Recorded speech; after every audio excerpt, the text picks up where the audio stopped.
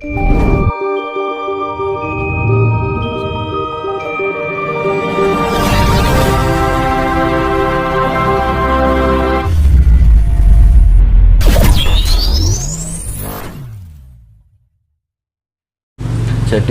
pemurnian itu sifatnya ada dua, non material dengan material.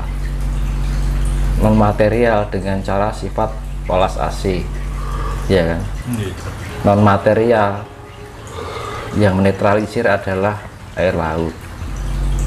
Itu tuh, saya menjelaskan ini itu bukan untuk menakut-nakuti, enggak kan gitu. Misalkan ini ada orang nih, ini mau naik pegunungan yang jalannya liku-liku terjal, nggak ada penduduk situ. Mas, nanti kalau naik gunung sana jenengan harus personel 1 loh, soalnya jalannya sangat mengerikan. Kan mengingatkan itu ceritanya, nggak menakut-nakuti. Kalau orang itu percaya, ya selamat. Bener ternyata, oh iya bener omongannya bapaknya tadi gitu.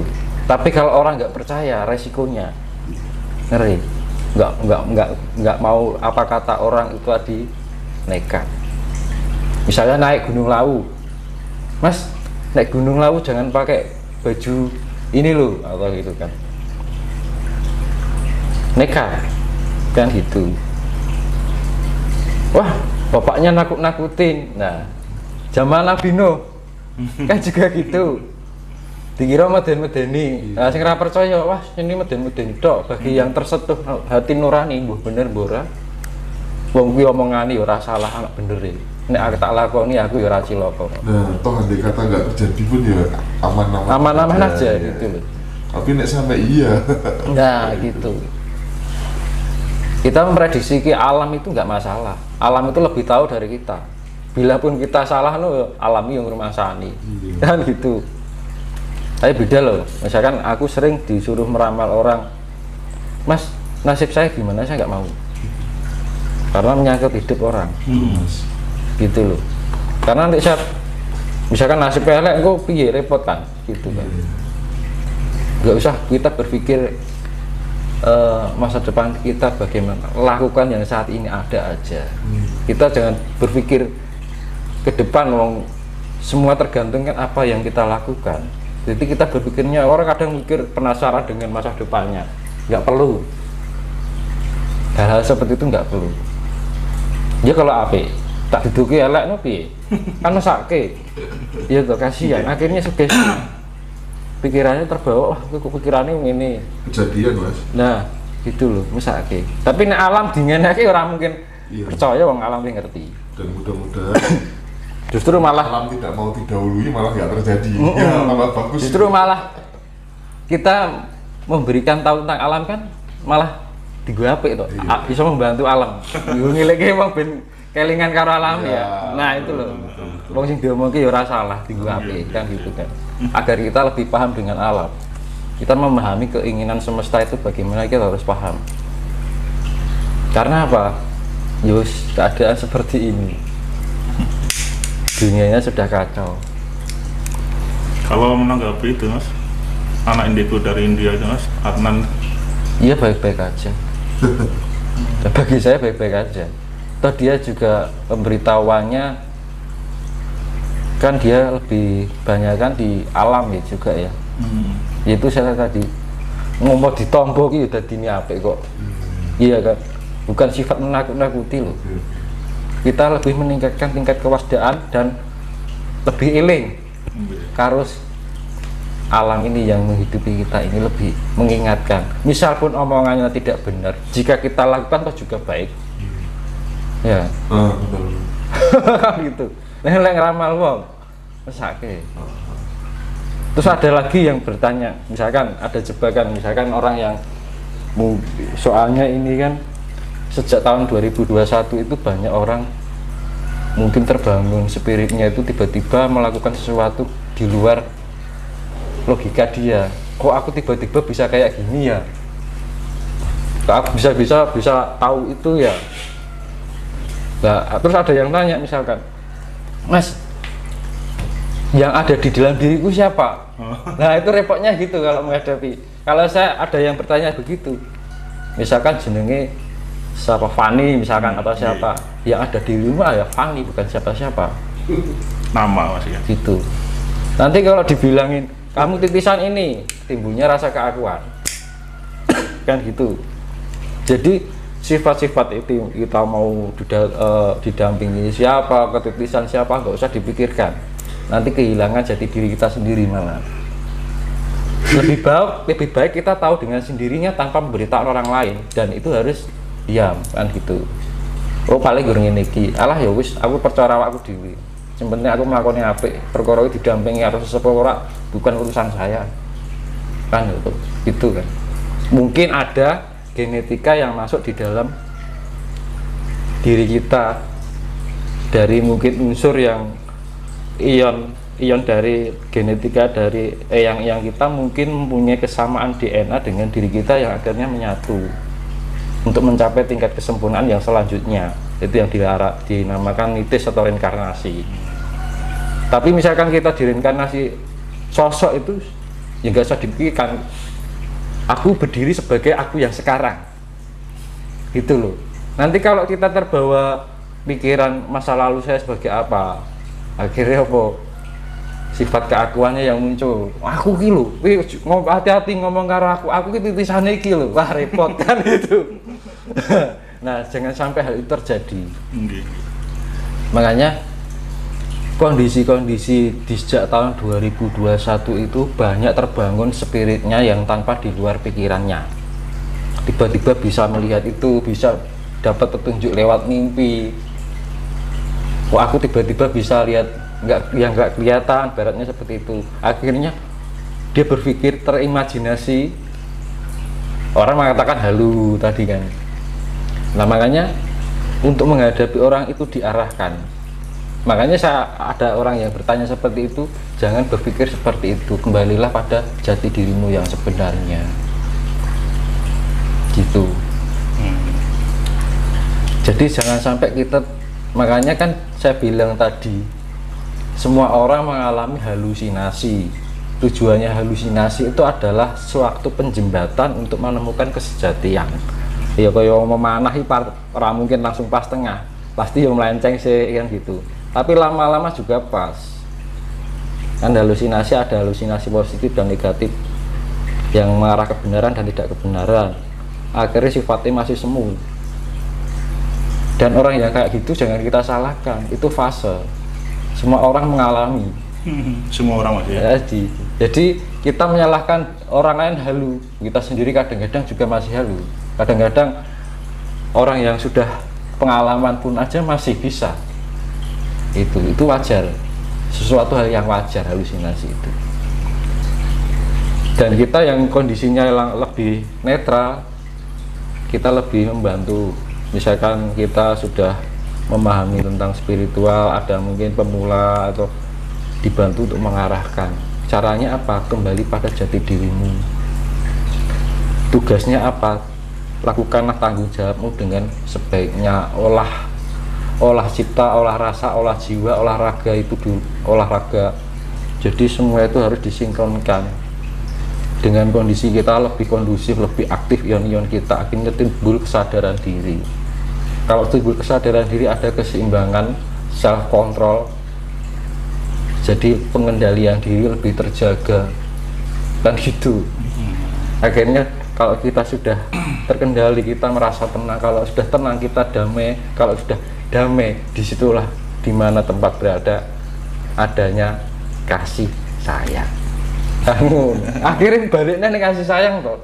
Iya kan gitu, kembali ke kasih sayang Mas ya. Makanya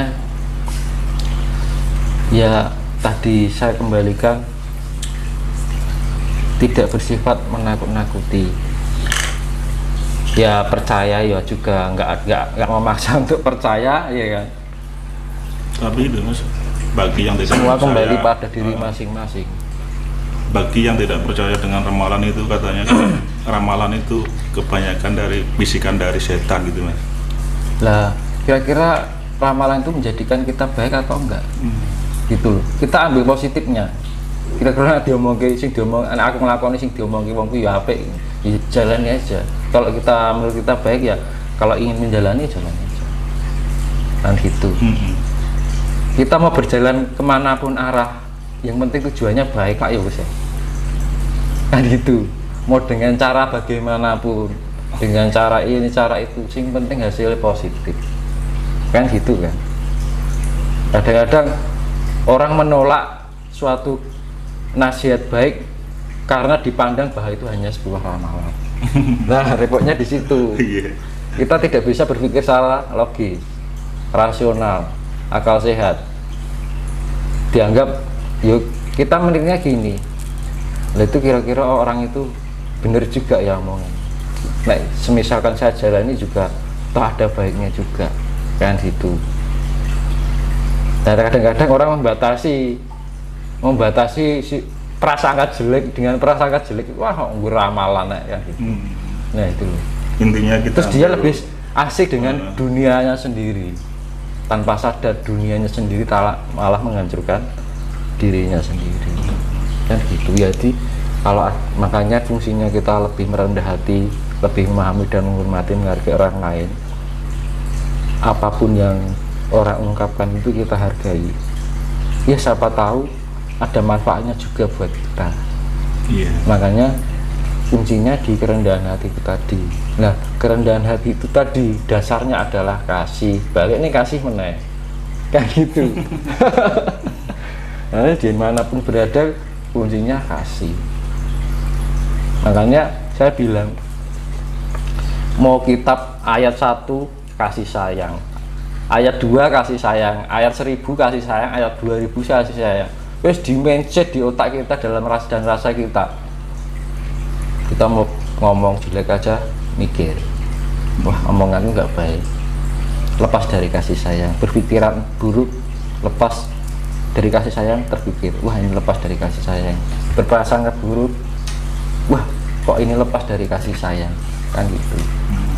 Kriteria kasih sayang itu kan lebih menyatu gitu. Jadi wis kunci ini bu, setebal kitab itu tulisannya kasih sayang, atau diucapkan bedino kasih sayang, ini terus itu kan. Ya, nah nggak usah ini ayat ini ayat ini, wah nggak usah panjang lebar mas. Nah kalau udah jalani kasih sayang itu sudah nanti berjalan dengan sendirinya. Kebaikan bagaimanapun bentuk dan jenisnya, kalau dasarnya kasih sayang nanti harus apik, bagus gitu. Kuncinya lah ya niku Mas. Nah itu makanya yang adanya ramalan, kalau bisa itu kalau ngeramal alam sih gak masalah. Toh kita dengan itu kita memberikan solusi. Jadi orang ngeramal ketok ngerangkai solusi yang gitu. Bukan sekedar menakut-nakuti. Nah jangan sampai itu. Jadi kita lebih menjadi ibaratnya tentara gitu, jadi komando lah gitu. Kita mengomandoi kan, kita sudah belajar, gunanya kita dari awal sudah belajar kan. Oh siapa tahu saya belajar ini nanti bermanfaat buat orang banyak kan gitu. Nah di saat timingnya tepat akhirnya merasakan lah tenang gitu kan. Nah bener kan, akhirnya bermanfaat juga yang selama ini saya jalani, ibaratnya seperti itu. Terus akhirnya firasat saya misalkan mempunyai firasat yang kuat gitu kan, terus wah ini saya harus ngomong sih sama teman sama keluarga gitu kan, ini aku boleh nakuti ini. Nah itu nanti rekam diri mau diterima atau enggak itu hasilnya nanti juga baik, entah itu akan terjadi atau enggak, bisa akan dijalani juga baik kan gitu. Jadi kita memberikan suatu, misalkan ada sesuatu terjadi apa gitu yo, juga diimbangi dengan solusi kan gitu. Jadi tidak hanya ramal tok baru lepas ngesake yo sing krungu kan gitu, nggak tahu alasannya kenapa kan itu. Tidak terus memberi solusi mas, kronologi kejadiannya bagaimana, kita harus mampu menjelaskan kok bisa begitu, kenapa harus terjadi. Nah itu makanya ayo kita saling menguatkan diri, gunanya apa Bu? Membantu alam semesta kan gitu. Kalau Iya. itu Mas, kalau pengertian Dajjal menurut panjenengan Mas? Kan gini, setan iblis, orang mengatakan setan iblis itu Iya. kan, setan itu nggak ada, setan itu sudah diawak nih awak dewi. Iblisnya sih di kita tuh punya, di dalam tubuh kita mempunyai karakter iblis juga kan gitu. Nanti saya perjelaskan masalah ini ya. Ada unsur iblis itu namanya anti quark. Kalau partikel malaikat namanya quark. Jadi berlawanan itu. Sip. Jadi wah itu setan loh, setannya ning awak dhewe kan gitu loh. Wah orang itu kemasukan iblis. Awak dhewe ngarani wong wis kemasukan iblis san. Wis ngawani elek ning wong. Iblis ngarani iblis kan gitu. Lah pemahaman kadang salah kaprah. Di sana ada banyak iblis yang masuk roh jahat nih. Padahal iblis ya ning jero awake dhewe. Kan gitu. Nah, Dajjal itu apa? Itu adalah sifat iblis yang mendunia. Makanya di dalam kitab-kitab apa itu Dajjal akan menguasai dunia. Ya wes iki. Ini sudah. Sekarang ini Mas. Dajjal diartikan Dajjal itu sifat iblis yang mendunia. Sifat iblis yang mendunia. Makanya apa yang membunuh iblis Nabi Isa Al-Masih dengan apa? Dengan kasih sayang. Iya teman. Durga Kala itu loh Mas. Yang membunuh apa? Isang Geni sama Antasina dengan gada inten kan gitu. Inten kan keras. Logam apapun paling keras intan kan.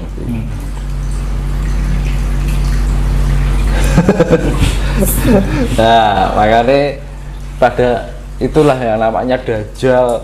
Dajjal itu ya sifat iblis yang mendunia. Bukan untuk wujud itu ini ora. Terus Isa Al-Masih turun enggak. Tapi AC itu Ya. nah, AC itu yang makanya musuh ini ya kasih tadi. Sifat kasih yang mendunia. Sarujuk. Gitu loh. Kalau kita wah ke wong ke kelebon iblis ngarani, kita ngarani elek berarti tumindak elek ning wong wis ngarani wong. Jadi kita yang keluar sifat iblis juga metu. Iblis ngarani iblis kan ngono lho.